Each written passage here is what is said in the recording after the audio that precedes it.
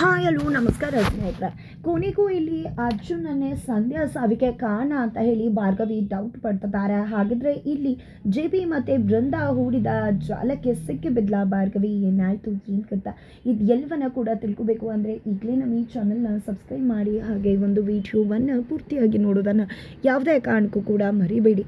ಇಲ್ಲಿ ಮನೆಯವರು ಎಲ್ಲರೂ ಸೇರಿ ಇಲ್ಲಿ ಭಾರ್ಗವಿಯನ್ನು ಫಸ್ಟ್ ನೈಟ್ಗೆ ಒಪ್ಪಿಸ್ತಾರೆ. ಇಲ್ಲಿ ಫಸ್ಟ್ ನೈಟ್ಗೆ ಭಾರ್ಗವಿ ಕೂಡ ಸಮ್ಮತಿಸಿ ರೂಮಿಗೆ ಹೋಗಬೇಕಿದ್ರೆ ಇಲ್ಲಿ ಮೇಲ್ಗಡೆ ನಿಂತಿರ್ತಕ್ಕಂಥ ನಿರ್ಮಲಾ ಪಾಟೀಲ್ ಜೋರಾಗಿ ಜಗಳ ಮಾಡ್ತಾರೆ. ಇಲ್ಲಿ ಯಾವುದೇ ಕಾರಣಕ್ಕೂ ಇವಳೊಂದು ಸೊಸೆ ಅಂತ ಬಪ್ಕೊಳ್ಳೋದಿಲ್ಲ, ನನ್ನ ಮಗನ ಎಂತೆ ಏನೇ ಇದ್ದು ಅದು ವಂದನ ಮಾತ್ರ ಅಂತ ಹೇಳಿದಾಗ ಶಕುಂತಲ ಅವರು ನಿರ್ಮಲಾ ಪಾಟೀಲ್ಗೆ ಟಕ್ಕರ್ ಕೊಡ್ತಾರೆ. ಎತ್ತ ಕಡೆ ಬೃಂದ ನೀವೇನು ಯೋಚನೆ ಮಾಡಬೇಡಿ, ಯಾವುದೇ ಕಾರಣಕ್ಕೂ ಅವರಿಬ್ಬರ ನಡುವೆ ಏನೂ ನಡೀದೇ ಇರೋ ಹಾಗೆ ನಾನು ನೋಡ್ಕೋತೀನಿ ಅಂತ ಜಿ ಬಿ ಮತ್ತು ನಿರ್ಮಲಾಗೆ ಹೇಳ್ತಾರೆ. ತದನಂತರ ಇಲ್ಲಿ ಭಾರ್ಗವಿ ಮುಂದೆ ಬಂದಿದ್ದ ಬೃಂದ ಸಂಧ್ಯಾ ಸಾವಿಗೆ ಕಾರಣ ಯಾರು ಅನ್ನೋ ವಿಷಯನ ತಿಳ್ಕೊಳ್ದೆ ಆಲ್ರೆಡಿ ಸಂಸಾರ ಶುರು ಮಾಡೋಕೆ ರೆಡಿ ಆಗ್ಬಿಟ್ಟಿಯಾ ಭಾರ್ಗವಿ, ಗೊತ್ತಾ ನಿನ್ನ ಹತ್ರನೇ ಇದ್ದಾರೆ ಸಂಧ್ಯಾ ಸಾವಿಗೆ ಕಾರಣ ಆದವರು, ಅದು ನಾನೇ ಅಂತ ಅಂದ್ಕೊಂಡ್ರೆ ಅದು ನಿನ್ನ ಭ್ರಮೆ ಆಗುತ್ತೆ. ಇನ್ನೂ ಅಲ್ಲಿ ತನಕ ಹೋಗಿಲ್ಲ.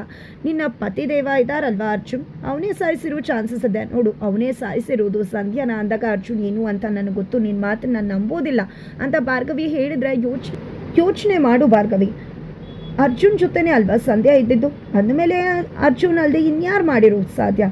ನಿಜವಾಗ್ಲೂ ನಿನ್ನನ್ನು ದ್ವೇಷನ ಪ್ರೀತಿಯನ್ನು ಯೂಸ್ ಮಾಡಿಕೊಂಡು ನಿನ್ನನ್ನು ಮದುವೆ ಆಗಿ ಈ ಮನೆ ಕರ್ಕೊಂಡು ಬಂದು ಕೇಸಿಂದ ಹಿಂದೆ ಸರಿಸಿ ನಿಜವಾಗ್ಲೂ ನಿನ್ನನ್ನು ಸಂಸಾರಗಿತ್ತಿ ಮಾಡಿ ಅಡುಗೆ ಮನೆಯೇ ಲಾಕ್ ಮಾಡೋದು ಅವರ ಪ್ಲ್ಯಾನ್ ಆಗಿದೆ. ಅದಕ್ಕೋಸ್ಕರನೇ ಇಷ್ಟೆಲ್ಲ ಅರ್ಜುನ್ ಮಾಡಿರೋದು ಅವ್ರ ತಂದೆಗೋಸ್ಕರನೇ ಅಂತ ಹೇಳ್ತಾರೆ. ಇದನ್ನು ನಂಬೋದು ಭಾರ್ಗವಿಗೆ ಕಷ್ಟ ಆದರೂ ಇಲ್ಲಿ ಬೃಂದ ಮಾತುಗಳು ನಂಬೋ ರೀತಿಯೇ ಇರತ್ತೆ.